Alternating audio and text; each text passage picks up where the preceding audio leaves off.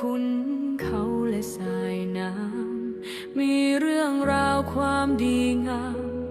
จารึกไว้ในใจชนจากความตั้งใจมั่นของพระเถระผู้เปี่ยมล้นนำพาศรัทธาทุกคนสู่ภูกามยาวแดนร่มเย็น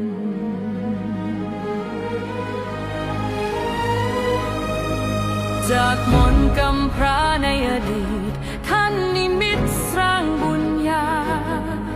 พลิกฟื้นพื้นป่าพนาเป็นอารามตระการตาให้พบเห็น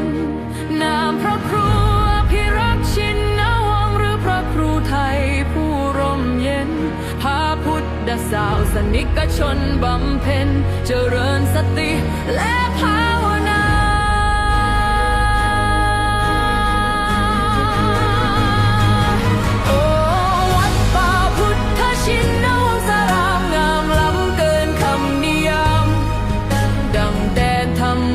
สุธาพญานาคราชโจบเขาใหญ่องมุนจลินปกปักรักษา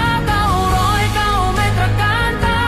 เรื่องระบินคุ้มครองภัยกราบพระพุทธมหาจักรพรรดิโลกวิวรณ์องค์ตระหง่านยิ่งใหญ่โดยบ้านมีพระครูไทยผู้สร้างไว้เป็นศูนย์รวมใจชาวพุทธนิธิพุทธสุวรรณภูมิร่วมล้อมรวมความศรัทธาสร้างศูนย์รวมใจล้านนาให้มีที่พึ่งทางใจสูงสุดงานเผยแผ่พระศาสตร์ท่านทุ่มเทไม่เคยหยุดเพื่อเป็นสถานปฏิบัติวิมุตติดุจแสงสว่างกลางใจคน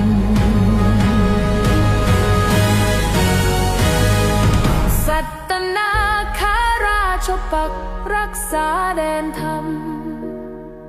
เสียงสวดมนต์เช้าค่ำดังก้องกังวานทุกคนกุศลที่ท่านสรรสร้างยังรากลึกในใจชนเป็นบุญตาบุญกุศลที่ได้มายนเยือนพะเยา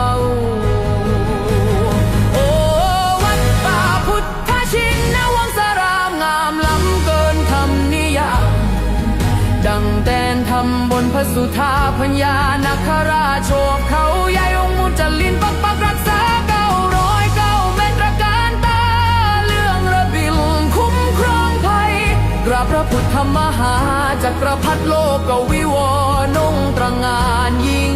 ใหญ่ด้วยบารมีพระครูไทยผู้สร้างไว้เป็นศูนย์รวมใจชาวพุทธกราบแทบเท้าศรัทธาพระครูอภิรักษ์ชินวงศ์เจตนารมณ์ท่านมั่นคงสืบสานธรรมตลอดไปวัดป่าพุทธชินวงศารามศูนย์รวมศรัทธาแห่งชาวไทย